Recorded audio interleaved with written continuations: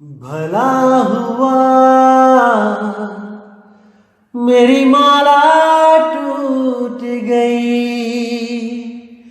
मैं राम भजन से छूटी। भला हुआ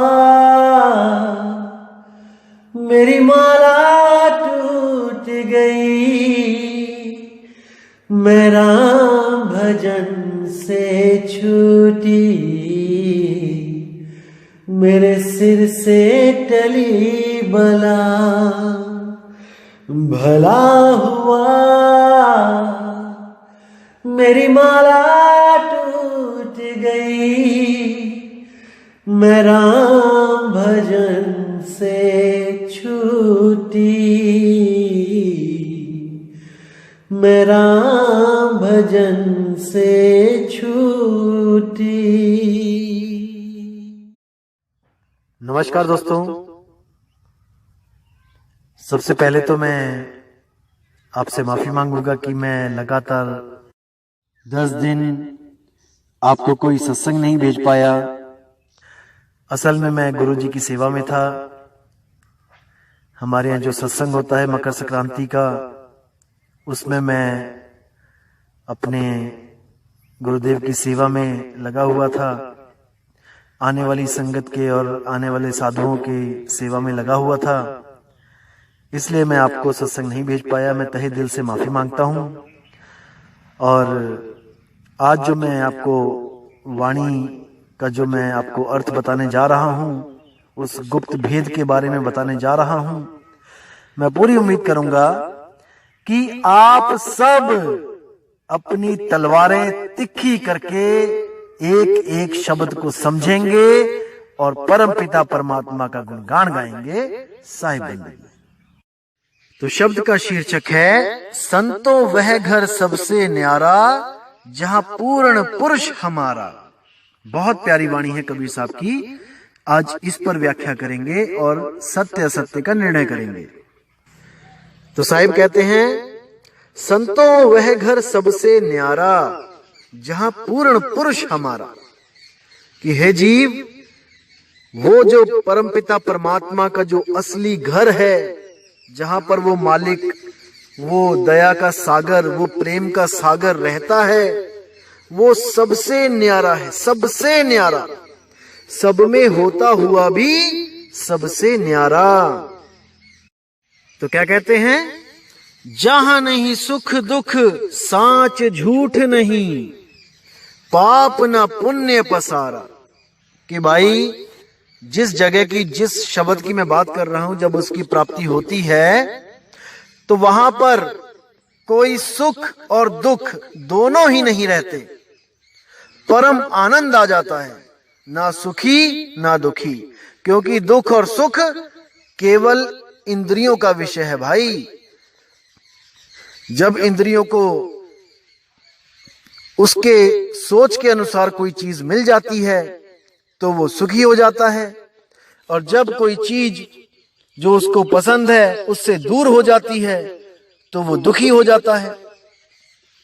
जैसे आपकी दुकान पे किसी दिन ज्यादा ग्राहक आ जाए, ज्यादा पैसा आ जाए, तो आप उस दिन सुखी हो जाते हो, खुश हो जाते हो, मन खुश हो जाता है। और अगर किसी दिन ग्राहक ना आए तो आप उस दिन अपने आप को दुखी समझने लग जाते हो। तो इसी सुख दुख से जो न्यारा है वो शब्द है। जब शब्द में सुरती समाएगी तो वो सुख और दुख दोनों से न्यारी हो जाएगी, परम आनंद अवस्था को प्राप्त हो जाएगी, जो इंद्रियों का विषय नहीं है। इस पे ध्यान देना दोस्तों। तो कहते पाप न पुण्य पसारा, आप पाप और पुण्य दोनों से न्यारे हो जाते हो। जैसे साहिब कहते हैं, पाप और पुण्य ये दोनों बेड़ी, और एक लोहा एक कंचन केरी। आप पुण्य और पाप दोनों करके मुक्त नहीं हो सकते।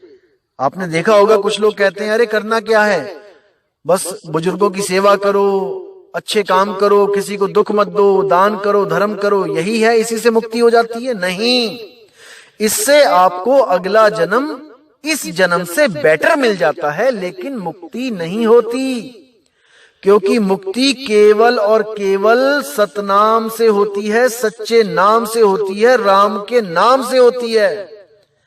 उस राम के नाम को जानने के लिए एक भेदी सतगुरु की जरूरत पड़ती है। वरना राम का नाम तो आप भी जानते हो, 2 अक्षरों का, हिंदी भाषा में रा और मां। लेकिन नानक साहिब कहते राम राम करता जग फिरे, राम न पाया जाए। वो राम ऐसे नहीं मिलेगा भाई, उसके लिए एक भेदी सतगुरु की जरूरत होती है। तो आगे क्या कहते हैं? नहीं दिन रैन चंद्र नहीं सूरज, बिन ज्योति उजियारा। वो जगह ऐसी है भाई जहां पे दिन रात सूरज चांद ये सब कुछ नहीं है, क्योंकि ये सब तत्वों का खेल है और वो निहित तत्व है। वहां पर किसी भी तत्व का प्रवेश ही नहीं है, कोई तत्व वहां नहीं पहुंच सकता। वहां ना तो आकाश पहुंच सकता है, ना वहां पे वायु पहुंच सकती है, ना कोई जल, ना कोई अगन, ना कोई धरती। वहां वायु भी नहीं पहुंच सकती है। और जो लोग सोचते हैं कि वायु का सहारा लेके, यानी प्राणों का सहारा लेके, यानी कि श्वासों का सहारा लेके उस लोक तक पहुंचा जा सकता है, उस अवस्था को प्राप्त किया जा सकता है, वो केवल एक भ्रम में जी रहे हैं। कभी नहीं हो सकता ऐसा, क्योंकि वो निहित तत्व है भाई। वो तत्वों में नहीं आता कि आप किसी तत्व की साधना करने लग जाओ, तत्वों पे ध्यान लगाने लग जाओ। त्रिकुटी पे ध्यान लगाओगे, त्रिकुटी क्या है? अरे त्रिकुटी भी तो मांस से ही बनी है। आंखों के पीछे जो त्रिकुटी है वो क्या क्या है? वो आपका सारा शरीर है, हड्डी और मांस से बना हुआ है, लोथड़ों से बना हुआ है। और ये श्वास क्या है? ये वायु तत्व है। इस वायु तत्व में ध्यान लगाओगे तो वहीं तक पहुंच पाओगे जहां तक वायु पहुंच सकती है। इसको समझो। हवाई जहाज से चांद पे नहीं पहुंचा जा सकता। हवाई जहाज उड़ता तो है आसमान में, लेकिन चांद तक नहीं जा सकता भाई। उसकी अपनी सीमा है, लिमिट है। लेकिन एक रॉकेट वो आपको चांद तक लेके जा सकता है। उड़ते दोनों हवा में है, लेकिन दोनों की चाल न्यारी न्यारी है। अब कोई कहे कि आपको टिकट दे दूं मैं हवाई जहाज की और आपको चांद पे पहुंचा देगा, तो वो आपके साथ धोखा कर रहा है। जब वहां पे तत्व ही नहीं है तो किसी तत्व की डोर पकड़ के आप वहां कैसे पहुंच सकते हो? अर्थात नहीं पहुंच सकते। तो आगे साहिब क्या कहते हैं? दिन नहीं रैन चंद्र नहीं सूरज, बिना ज्योति उजियारा। वहां पे कोई ज्योत भी नहीं है कि कोई कहता है कि ज्योति ज्योत समा जाना है और वो ज्योत ही परमात्मा है। नहीं, ऐसा बिल्कुल नहीं है। आगे कहते हैं नहीं तहीं ज्ञान ध्यान नहीं जप तप। कि भाई ऐसा भी नहीं है कि कोई कहते हैं, कई लोग कहते हैं कि ध्यान करना है, अरे कहीं भी लगा लो, कहीं भी ध्यान कर लो, किसी का भी ध्यान कर लो, परमात्मा तो एक है। यानी कि कहीं पे भी, कई लोग तो दीवार पे बिंदु, जो दीवार है सामने आपके, उस पे एक बिंदु बना देंगे और उसी पे ध्यान करने लग जाएंगे। उसको देखते रहेंगे, लगातार देखते रहेंगे, देखते रहेंगे, और वही बिंदु अपने आप आंखों के सामने से ओझल हो जाएगा, गायब हो जाएगा। तो कहेंगे अब आप उस निराकार को देख सकते हो। देखिए भरम जाल, देखिए कई पंथ चल रहे हैं ऐसे, जो आपको अंधेरे में बैठा देंगे और दीवार पे एक छोटी सी एलईडी लाइट जला देंगे, जैसे लाल सा प्रकाश कर देंगे। अब उस प्रकाश को देखते रहो, बिंदु को देखते रहो, देखते रहो, देखते रहो, और देखते देखते देखते वो बिंदु गायब हो जाएगा। जैसे कंसंट्रेशन जब ज्यादा हो जाती है तो वो सीमित हो जाती है, उसके आसपास की चीजें दिखनी बंद हो जाती हैं, और एक समय ऐसा आता है पूर्ण अभ्यास करने के बाद कि वो चीज जो देख रहे होते हैं वो भी दिखनी बंद हो जाती है। जैसे कंसंट्रेशन का विषय है, जैसे अर्जुन था, जब अर्जुन ने उस चिड़िया की आंख में निशाना साधा तो गुरु ने पूछा अर्जुन तुम्हें क्या दिखाई दे रहा है? तो अर्जुन ने कहा मुझे चिड़िया की आंख के सिवा कुछ दिखाई नहीं दे रहा। जबकि बाकियों से पूछा तो उन्होंने कहा मुझे पेड़ भी दिख रहा है, मुझे सब कुछ दिख रहा है, पीछे जो है मकान भी दिख रहे हैं, सब कुछ दिख रहा है। पत्ते भी दिख रहे हैं पेड़ के। तो उन दोनों के ध्यान में क्या फर्क था कि अर्जुन का ध्यान पका हुआ था। अर्जुन जिस चीज को देखना चाहता था केवल वही चीज दिखती थी, उसके अलावा कुछ नहीं दिखता था। तो ये ध्यान पकाना कहते हैं इसको। तो साहिब कहते हैं नहीं वहां ज्ञान ध्यान नहीं। तो साहिब कहते हैं नहीं वहां ज्ञान ध्यान नहीं, जप तप वेद कतेब न बाणी। कि भाई उस जगह जब आपकी सुरती वहां रमेगी तो वहां पर कोई वेद कतेब कोई वाणी का ज्ञान कोई काम नहीं आएगा। वहां पर केवल आपकी 100% सुरती चाहिए। जो शब्द में लगेगी तो आप सब कुछ भूल जाओगे, कुछ याद नहीं रहेगा, ना अपनी देह, ना अपना धर्म, ना अपनी जात, ना अपनी वाणी, और ना ही ये ग्रंथ याद रहेंगे। कुछ भी नहीं है वहां पे, केवल अपना निज स्वरूप। उसके अलावा सब जड़ माया ही तो है भाई। तो इसको समझो। आगे क्या कहते हैं, करनी धरनी रहनी गहनी ये सब वहां है रानी। कि भाई अगर वहां पर आप सोचते हो कि कोई करनी धरनी रहनी गहनी होगी, कि वहां किसी बिल्डिंगों में रहोगे या कुछ वहां काम करोगे या वहां कुछ खाओगे पियोगे, तो मेरे लिए ये हैरानी की बात है भाई। अगर ऐसी बात कोई गुरु करता है तो मैं हैरान होता हूं कि पता नहीं किस लोक में लेके जाएगा ये आपको। बिल्कुल सावधान हो जाओ ऐसे गुरुओं से जो आपको इस भ्रम में डालते हैं कि आप वहां जाके किसी घर में रहोगे, कोई सोने की सड़कें होंगी, कि वहां पे बूंदों की तरह आत्मा रहेगी, समुद्र में जैसे बूंदे रहती हैं। अरे नहीं भाई, ये सब घोर अज्ञान है। तो साहिब आगे क्या कहते हैं, धर नहीं अधर न बाहर भीतर पिंड ब्रह्मांड कछु नाही। वहां पहुंच के ना तो धर ना अधर,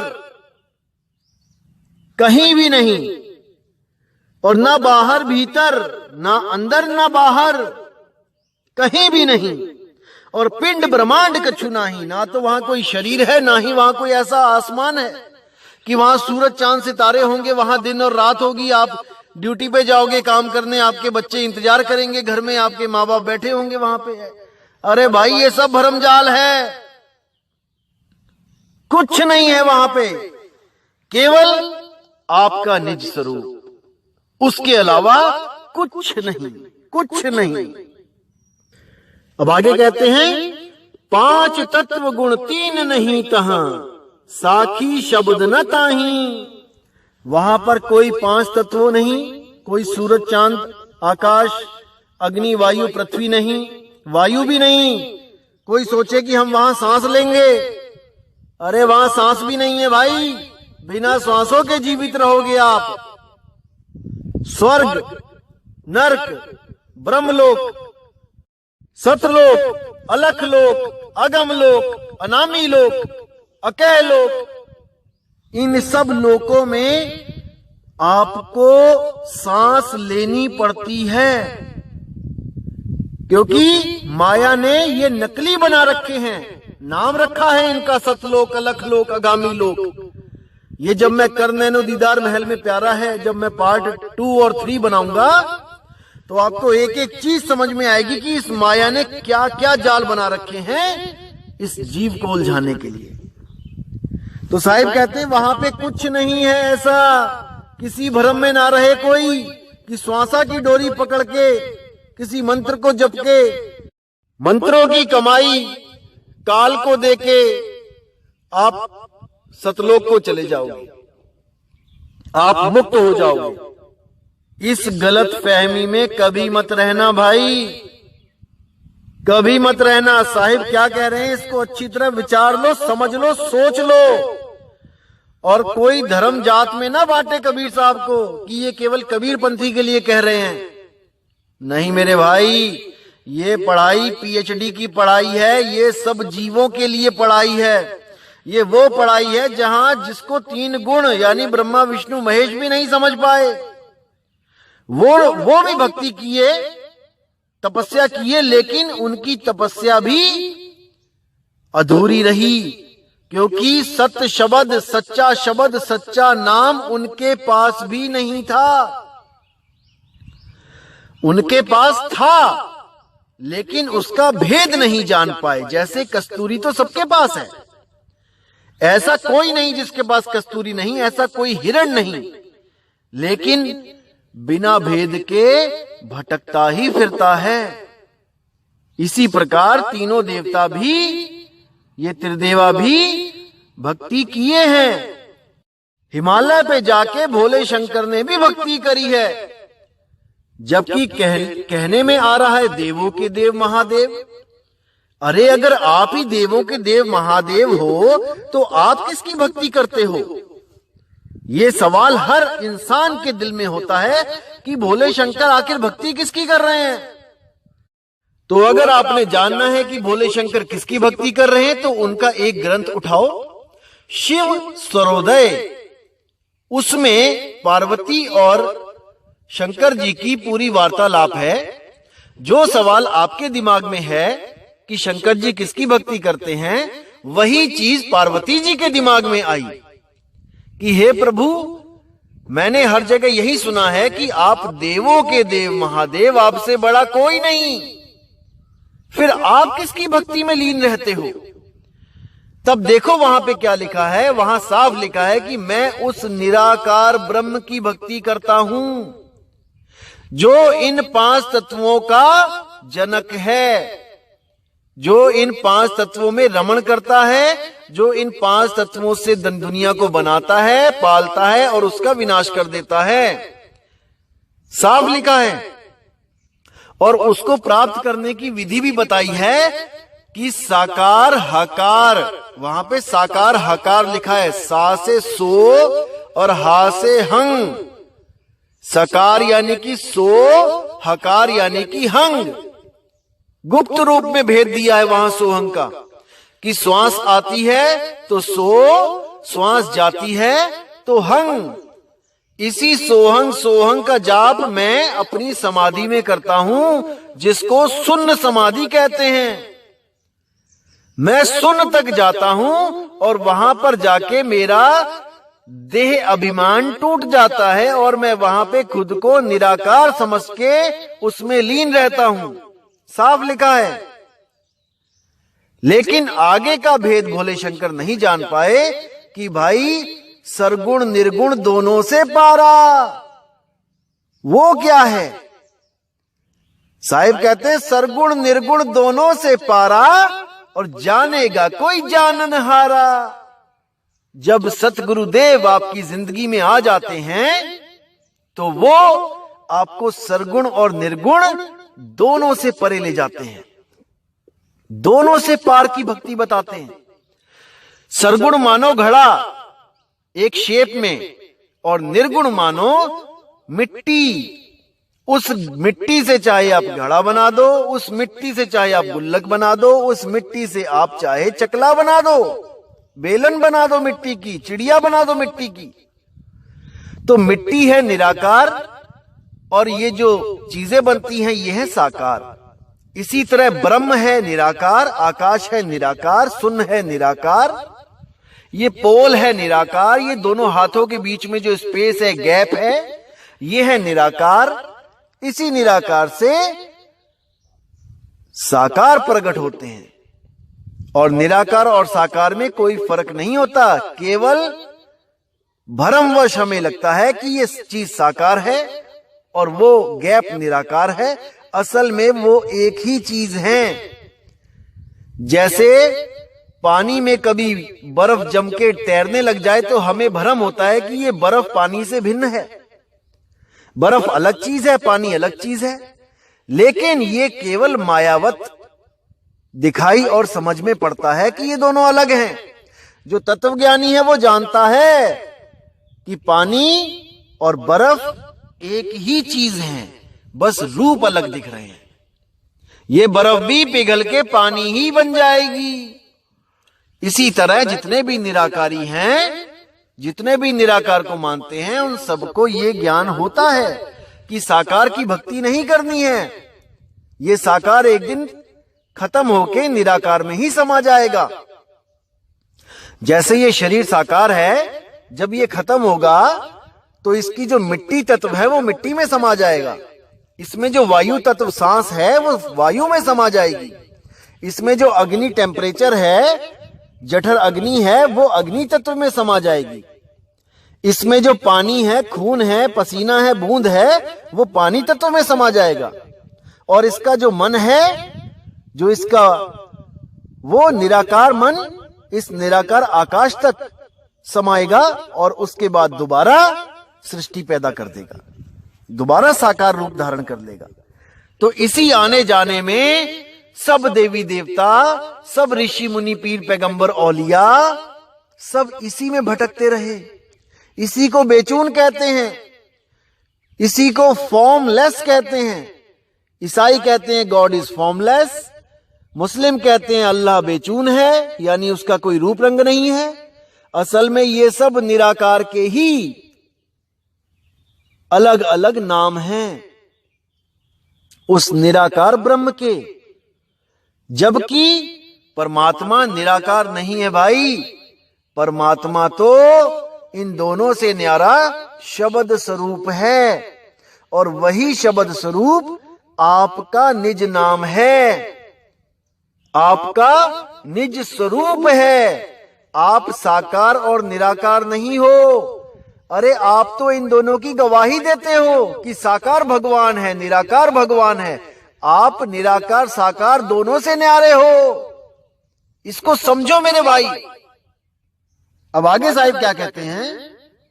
मूल फूल बेल नहीं बीजा, बिना वृक्ष फल सोई। जब आप उस अवस्था को प्राप्त कर लेते हो तो वहां पर मूल फूल बेल बीज कुछ नहीं रहता, कुछ नहीं। अभी हम कह रहे हैं कि मूल ज्ञान, वहां पहुंचने के बाद वो भी नहीं रहेगा, मूल भी नहीं रहेगा। जैसे हम किसी भी लड़के को पिता तब तक नहीं कह सकते जब तक उसके द्वारा एक संतान की उत्पत्ति ना हो जाए। जैसे ही उसके घर में बच्चा पैदा होता है, अब वो लड़का ही पिता बन जाता है। इसी तरह ये सब सृष्टि बनी, त्रिदेवा बने, सब कुछ हुआ, इसलिए हम उसको मूल कह रहे हैं। लेकिन जब हम उस अवस्था को प्राप्त कर लेंगे तब ये त्रिदेवा, ये मन, ये माया सब खत्म हो जाएगा। तो जब मन माया ये डाली टहनी नहीं रही तो हम मूल किसको कहेंगे? जब पुत्र ही नहीं रहेगा तो हम पिता किसको कहेंगे? इसलिए साहिब कहते हैं उस अवस्था में पहुंचकर ये सब खत्म हो जाएंगे। जितना भरम जाल है ये सब टूट जाएगा, सब टूट जाएगा। तो आगे क्या कहते हैं? बिना वृक्ष फल सोई, कि वो अवस्था मिल जाएगी जैसे बिना वृक्ष के आपको कोई फल की प्राप्ति हो जाए, यानी उसका कोई आदि और अंत ना रहे। बिना वृक्ष का फल यानी कि जिसको कोई पैदा नहीं कर सकता, क्योंकि फल वृक्ष से पैदा होता है और जो पैदा होता है वो एक दिन नष्ट होता है। तो साहिब उस अवस्था की बात कर रहे हैं कि बिना वृक्ष के जो फल है, यानी तेरा निज स्वरूप, जिसको पैदा करने वाला आज तक कोई पैदा नहीं हुआ। वो निज है, वो स्वरूप निज है, आदि है, अनंत है। उसको जन्म और मरण का कोई भय ही नहीं है। उस अवस्था को प्राप्त करना है मेरे भाई। आगे क्या कहते हैं? ओहम सोहम अर्ध ऊर्ध नहीं, श्वासा लेख न कोई। अब कितना क्लियर कर दिया यहां पे कि ओहम सोहम अर्ध ऊर्ध नहीं। ना तो कोई ओहम सोहम का जाप वहां पहुंचा सकता है और ना ही अर्ध ऊर्ध। मतलब कि कुछ लोग तो शरीर के अंदर जो चक्र है उसमें उलझ गए हैं, एक के ऊपर एक चक्र, उसके ऊपर दूसरा चक्र, जितनी भी कुंडलियां हैं, या तो इसमें उलझ गए या फिर ऊपर सतलोक, अलखलोक, अगमलोक, अनामी लोक, जो एक आदमी का शरीर बना के उसके ऊपर अलग अलग लोक बना देते हैं, अलग अलग पौड़ियों की तरह। एक लोक, उसके ऊपर दूसरा लोक, तीसरा लोक, चौथा लोक, पांचवा लोक, छठा लोक, सातवां लोक, उसी सात को कह देते हैं सतलोक, यानी 7 लोग ऊपर जाओ। कुछ लोगों ने तो बिल्कुल ही हद कर दी है। एक और पंथ चल रहा है, नाम नहीं लूंगा, उन्होंने सतलोक भी फेल कर दिया, अलखलोक भी फेल कर दिया कि ये तो 6-7 लोग ऊपर हैं। लेकिन हमारा वाला कैवल्य लोक वो 33 मंजिल पे है, 33 लोग ऊपर है। आप गिनोगे जब उनके लोग तो पूरे 33 लोग हैं। मुझे एक भाई ने पूरा कॉन्फिडेंस में लेने की कोशिश करी कि नहीं भाई 33 लोग ऊपर जाना है। मैंने कहा क्या बात भाई, 33 में ही खत्म हो गए क्या? अरे 34, 35, 36, 37, 50, 100, 1000, लाख, करोड़ लोग बना देते। ईंट बजरी खत्म हो गई थी क्या? सीमेंट खत्म हो गया था क्या भाई? या दिहाड़ीदार नहीं मिल रहे थे, केवल 33 ही बना पाए?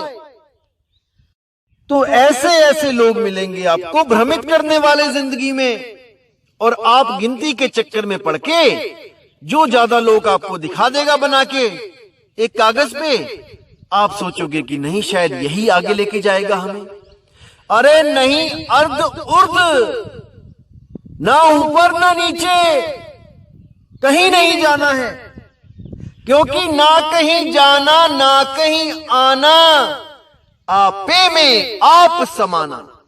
इसी को मूल मंत्र समझ लो, इसी को निज मंत्र समझ लो भाई, और इसको मन में अच्छी तरह बैठा लो, तभी आपका कल्याण होगा। अन्यथा आप इन्हीं लोगों के चक्कर में हमेशा आते जाते रहोगे, आते जाते रहोगे, क्योंकि ये लोग एक दूसरे से कनेक्टेड हैं, पौड़ियों की तरह। एक पौड़ी छोड़ी, दूसरी पौड़ी चढ़ गए, दूसरी पौड़ी छोड़ी, तीसरी पौड़ी चढ़ गए, तीसरी छोड़ी, चौथी चढ़ गए। ऐसे ही एक दिन आप उतर भी आओगे। लेकिन कबीर साहब का जो ज्ञान है वो विहंगम योग है। एक बार जब आपको उस अवस्था में पहुंचा दिया गया, अब वहां पर सारे भ्रम ही नष्ट हो जाते हैं। आप इस लोक को हमेशा के लिए भूल जाते हो, और जो आपने गलती करी है उसको आप सुधार लेते हो मेरे भाई। उसके बाद आपको कहीं आने जाने की जरूरत नहीं है। अपने निज स्वरूप, अपने निज नाम, अपने उस अखंड नाम में अपनी सुरती लगा के परमात्मा स्वरूप ही हो जाते हो। अब वहां पर काल नहीं आ सकता आपको भ्रमित करने। इसको समझो। तो साहिब आगे क्या कहते हैं? नहीं निर्गुण नहीं सरगुण भाई, नहीं सूक्ष्म स्थूला। कि भाई वहां निर्गुण सरगुण का भी कोई चक्कर नहीं है, और नहीं वहां कोई सूक्ष्म या स्थूल है कि मेरे शरीर की लाइट हो जाएगी 16 सूर्य की, और परमात्मा की लाइट हो जाएगी अरबों खरबों करोड़ों सूरज की। ये सब भरम जाल है मेरे भाई, ऐसा कुछ नहीं है। ना वहां कोई सूक्ष्म और ना वहां कोई स्थूल, ना वहां कोई सूक्ष्म देह है, ना वहां कोई स्थूल देह है। इन देहों से न्यारे हो जाना है। तो आगे क्या कहते हैं? नहीं अक्षर नहीं अविगत भाई, ये सब जग की भूला। ना तो वहां पे कोई भाषा है कि वहां पर परमात्मा ने कुछ पुकारा, नाम पुकारे और वो बच्चे पैदा हो गए। देखो कितना बड़ा भ्रम है। साहिब ने ज्ञान रखा था उस ग्रंथों में, लेकिन पहेली के रूप में, और ये अज्ञानी गुरु, ये अधूरे गुरु उस पहेली को समझ ही नहीं पाए। जो अक्षर लिखे थे उसी को पकड़ पकड़ के आगे ज्ञान देने लगे। कहते हैं पहला अक्षर कुरुम पुकारा, यानी हिंदी का भाषा, हिंदी भाषा ये कुरुम, का में ऊ की मात्रा मां के ऊपर रा, कुरुम। अब देखो, कुरुम का मतलब क्या है? कछुआ। अब ऐसे भी गुरु आपको मिल जाएंगे जो कछुआ बना के बैठ गए सच में, क्योंकि वो पहली सुलझा नहीं पाए। समझो इसको, जो भी गुरु अपने जो कैलेंडर हैं, जो अपने जो ज्ञान जो छापते हैं अपने कैलेंडरों पे, अगर उस पे कछुआ बना है तो उससे बड़ा अज्ञानी गुरु कोई नहीं है, जिसने ये स्वयं साबित कर दिया कि परमात्मा ने ही पहले अक्षर में 84 लाख जूनियों का कछुआ पैदा कर दिया। सोचो इसको, समझो, क्योंकि वो गुरु अज्ञानी है। वो शब्द को पढ़ तो लिया लेकिन उसके भाव को नहीं समझ पाया। जो भी गुरु कुरुम को कछुआ बनाने का घोषित कर दे, कछुआ बना दे, उस अज्ञानी गुरु को तत्काल त्याग दो। अरे जब वो कुरुम के स्वरूप को नहीं जान पाया तो वो आपके और अपने स्वरूप को क्या जानेगा? वो आपको 84 में धकेल देगा। समझो इसको, अभी मौका है, समझ जाओ। कोई गुरु अपने आप को अधूरा नहीं मानेगा भाई, क्योंकि उनका धंधा बन चुका है ये कबीर पंथ। लेकिन आप विवेकी हो, आप सत्य असत्य का निर्णय कर सकते हो। ये कछुआ वछुआ ये काल ने बनाए हैं, बहुत बाद में बनाए हैं। ये पहले अक्षर से कछुआ नहीं पैदा कर दिया परमात्मा ने। इसीलिए कबीर साहब ने ये ज्ञान पहेलियों के रूप में रखा गया, ताकि समय आने पर जब मेरा वो संदेश वाहक जब इस ज्ञान को समझाएगा तो दूध का दूध और पानी का पानी कर देगा। और जो विवेकी हंस जो मुझे प्यार करता है, जो सतगुरु कबीर साहब को प्यार करता है, वो इस मूल ज्ञान को समझ के अपने अधूरे गुरुओं को छोड़ के सत्य ज्ञान की तरफ उस तरह दौड़ा आएगा जैसे कोयल की मां की पुकार सुन के बच्चे उसकी तरफ दौड़े जाते हैं, जो रहते तो कौवे के घोंसले में हैं, लेकिन अपनी मां की पुकार को पहचान जाते हैं। तो इस मूल ज्ञान को समझो मेरे भाई, और परमात्मा के उस निज स्वरूप को प्राप्त करने के लिए सतगुरु की खोज करो। शुरू कर दो उस गुरु को खोजना जो आपका निज स्वरूप आपको दे दे, ना कि कोई मंत्र पकड़ा दे, बिल्कुल नहीं। तो साहिब आगे क्या कहते हैं? नहीं अक्षर नहीं अविगत भाई, ये सब जग की भूला। अब यहां पे अविगत जो शब्द है, कुछ लोगों ने इसको क्या बना दिया कि सतलोक ही अविगत है। सतलोक से कबीर साहब आते हैं चल के, क्योंकि कबीर साहब का ज्ञान है पहेली ज्ञान, एक रहस्य ज्ञान, जो रहस्य केवल वही गुरु जान सकता है जो कबीर साहब के ज्ञान को पूरी तरह समझ चुका है, जिस पर सतगुरु कबीर साहब की मोहर लग चुकी है, जिसने ज्ञान स्वयं सतगुरु कबीर साहब से लिया है, वही इन रहस्यों को समझ सकता है। नहीं तो सब के सब केवल अक्षरों को पढ़ सकते हैं, क्योंकि वो पढ़े लिखे हैं। इससे ज्यादा उनकी बुद्धि नहीं चल सकती। बुद्धि विवेक तब चलेगा जब कोई विवेकी हंस जो कबीर साहिब के असली पंथ से जुड़ा हुआ है, जब वो दूध और पानी का निबेड़ा करेगा। अरे नीर छीर का करे निबेड़ा, और कहे कबीर सो हंस है मेरा हंस वो नहीं है जो केवल कबीर साहब की फोटो लगा के बैठा है, धूप अगरबत्ती लगा रहा है, या कबीर साहब को एक देह मान के, दाढ़ी वाले बाबा जी, टोपी वाले कबीर जी मान के सोच रहा है कि वो मुझे मिलेंगे, मुझे नाम देंगे, मुक्ति हो जाएगी। अरे नहीं भाई, साहिब कहते हैं हम हैं शब्द शब्द हम माही, और शब्द से भिन्न और कछु नाही। जो मेरे स्वरूप को जानता है वो भली भांति समझता है कि मैं ही शब्द हूं, और मैं वो शब्द हूं जो सतगुरु देव अपने शिष्य को देते हैं। मैं कोई मंत्र शब्द नहीं हूं कि किसी भाषा का मंत्र हूं मैं, नहीं, मैं एक वस्तु हूं। अरे वस्तु कहीं ढूंढे कहीं कैसे लागे हाथ, गुप्त वस्तु तब मिले भेदी लीजिए साथ। तो इसको समझना है मेरे भाई।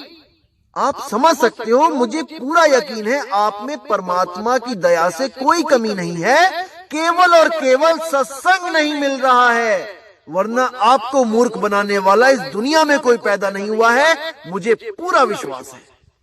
आगे क्या कहते हैं साहेब, जहां पुरुष तहवा कछु नाही, और कहे कबीर हम जाना, हमरा भेद लखे जो कोई, पावे मूल ठिकाना। साहिब कहते हैं जहां पर पुरुष है, जहां वो निज रूप है, निज नाम है, अरे वहां कछु नहीं, वहां कुछ नहीं है, कुछ नहीं है। लेकिन इस भेद को वही जान सकता है जिसको कबीर साहिब स्वयं आकर बता जाएं, नहीं तो कोई नहीं जान सकता, कोई नहीं जान सकता। इसलिए साहिब कह रहे हैं हमरा भेद लखे जो कोई, और पावे मूल ठिकाना। अरे आपका भेद कोई जान ही कैसे सकता है जब तक आप खुद नहीं बताओगे।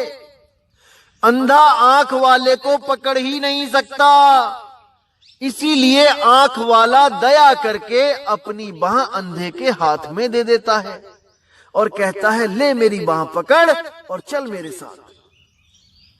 इसीलिए कहता हूं भाई, नामदान लेने में कभी जल्दबाजी मत करो।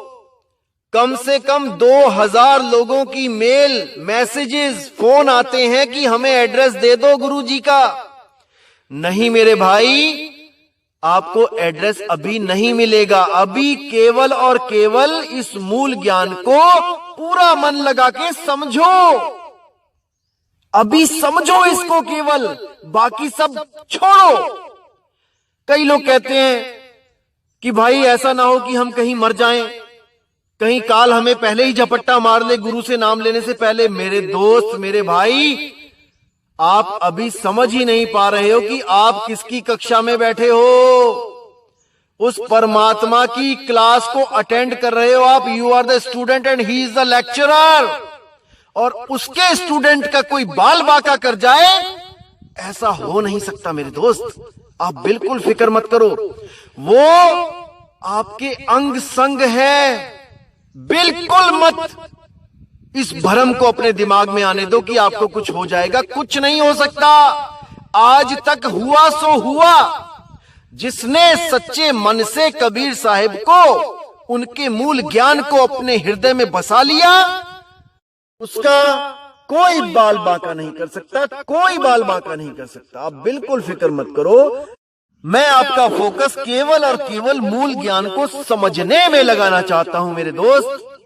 इसलिए मैं कहता हूं अभी भूल जाओ, एड्रेस भूल जाओ, मत पूछो, केवल ज्ञान को समझो। ज्ञान को समझना उतना ही जरूरी है जितना एक बच्चे को तैराकी समझना, तैराकी जानना जरूरी है पानी में कूदने से पहले। नाम लेने से पहले इस ज्ञान को समझना बहुत जरूरी है, क्योंकि नामदान के वक्त सुरती को 100% विश्वास होना चाहिए। अगर 99% भी है तो नाम लिया ना लिया बराबर रहेगा मेरे भाई। कोई फायदा नहीं नाम लेने का, क्योंकि साहिब कहते हैं कहें कबीर सुनो भाई साधो, मैं तो हूं विश्वास में। अगर आपको विश्वास होगा 100%, केवल तभी आना नाम लेने जब मैं आपको एड्रेस दूंगा।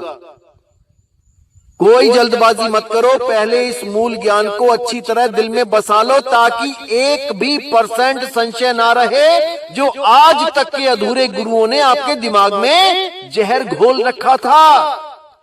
उस जहर को निकाल फेंको और इस अमृत वाणी को अपने हृदय में स्थान दो। उस मालिक की वाणी को मन में बसाओ और पूरा विश्वास करके आओ। आप सबका स्वागत होगा, सबका स्वागत होगा।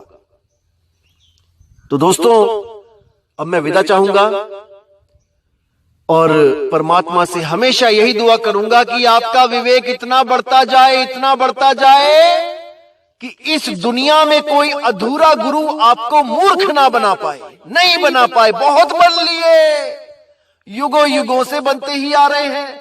अब नहीं, अब नहीं, अब नहीं। तो दोस्तों मुझे विदा करें। जय गुरु बंदी छोड़ वैराग साहिब जी की, जय गुरु बंदी छोड़ मदन साहिब जी की, जय जय बंदी छोड़ सतगुरु सत्य कबीर साहिब जी की। सदा ही जय हो, सदा ही जय हो। साहिब बंदगी सतनाम। तो साहिब कहते हैं